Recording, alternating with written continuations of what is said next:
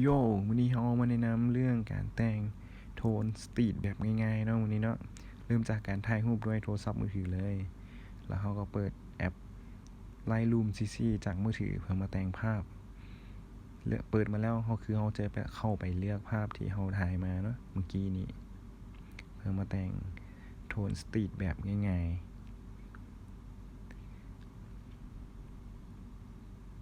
โอเคต่อมาไปเบิ่งตามขั้นตอนตามนี้เลยเข้าไปที่แท็บไลท์ก่อนเนาะสเต็ปแรกเพื่อไปปรับค่าของแสงมันเข้ามานี่เขาจะเข้าไปที่เคิร์ฟก่อนอยู่ถึงเคิร์ฟมันเขียนเนาะ C U R E เคิร์ฟแล้วเข้าไปปรับตัวนี้พอดเคิร์ฟมันไปปรับแสงเงาเนาะให้มันมีมิติภาพออกเป็นฟ้าหน่อยนึงเขาจะปรับเคิร์ฟไปตัวอันเดียวตัวแรกเลย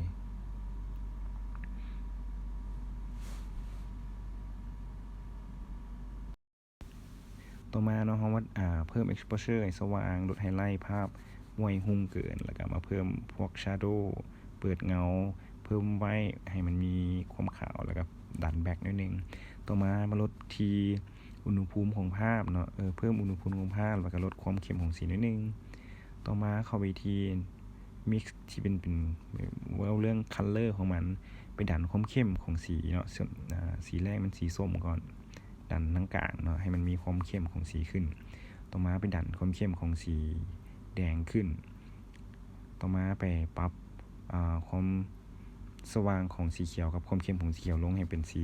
ดำๆนิดนึงต่อมาเข้าไปที่เอฟเฟกต์เนาะไปดันความคมตัวแรกเลยไปดันขึ้นในภาพพอมีความคมขึ้นแล้วก็ไปเปิดตัวนี้เป็นวินเทจเนาะเป็นขอบดำทั้งข้างแล้วความกว้างของขอบดำเขาก็ดันขึ้นตามความเหมาะสมต่อมาเข้าไปที่สปิทโทนเข้าไปปรับที่ชาร์โดว์ให้เป็นสีฟ้าเนาะออกฟ้านึงแล้วก็ไปปรับสีของไฮไลท์มันเป็นสีออกสีส้มนิดนึงตูดให้มันสูงให้ได้ปริมาณที่พอดีแล้วก็เข้าไปที่บาลานซ์ตูดลองเบิ่งเนาะตูดไปทางขวานึงให้มันอมส้มนิดนึงต่อมาเข้าไปที่เลื่อนลงมาไปที่ตอนนี้มาปรับตัวเรื่องวินเทจก่อนนะขอบสีดำก่อนต่อมาไปเข้าไปหาเลื่อนลงมาไปที่แกนไปเพิ่ม texture ให้กับภาพเนาะให้เป็นเม็ดมีมิติต่อมาเข้าไปที่ sharpen เนาะ sharpen ไปปรับให้ภาพมันมีมิติเพิ่มอีกครั้งหนึ่งมีรายละเอียดขึ้นมาหลายตื้มโอเคถือว่าจบเนาะในการปรับแบบง่ายๆสำหรับโทนวินเทจต่อมาเขาจะภาษาที่ในการเซฟเป็นพรีเซตเพื่อวางในการตั้งค่าในต่อไปคือเข้าไป Create เนาะกดปุ่ม3ปุ่มเทิงๆแล้วเข้ามา Create เพื่อเซฟพรีเซตพิมพ์ซื้อเข้าไปเนาะอันนี้ใช้เป็น Street โทนเซฟไปแล้ววันนี้เข้าไปเลือกภาพใหม่มา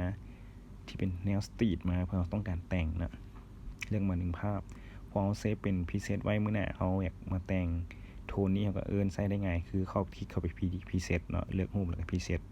แล้วจะเป็นซื้อพรีเซตที่เราพิมพ์ไว้เลือกเอาเลยสตรีทโทนปุ๊บเขาก็จะได้โทนภาพที่เขาได้ปรับไว้แล้วโอเคต่อมา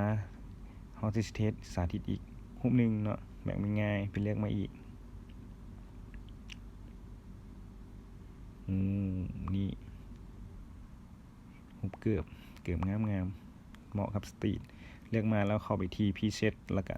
ติ๊กใส่โทนที่เราปรับปึ้มแค่นี้ก็เรียบร้อยมาได้โทนภาพที่แบบเขาไม่ต้องมานางบีทอีกเลยถือว่าจบ